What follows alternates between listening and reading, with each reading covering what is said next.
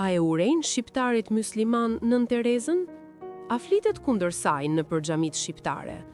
Mund të ketë ndonjë rast të izoluar, por nuk mund t'u anëveshësh mendimin e një imami të gjithë imamëve, e as besimtarve. Në botën perëndimore, ka disa autor të huaj që nuk janë as pak musliman që kanë shkruar kundër Nën Terezës, si Christopher Hitchens, një britaniko-amerikan, me librin e tij kritik Qëndrimi i misionit, Nën Tereza në teori dhe në praktik. Gjithashtu, libri Nën Tereza, verdikti final, nga autori Arup Çatershi, një libër tejet kritik.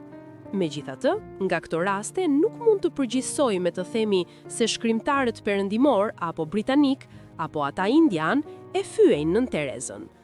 Ashtu si nuk mund të thuhet kjo për ta, nuk mund të thuhet as për imamët dhe besimtarët shqiptar.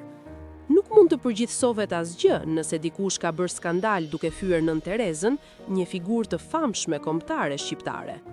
Prandaj, kujdes kur dikush përgjithson një komunitet të tërë. Qëllimi është akuza, jo drejtësia.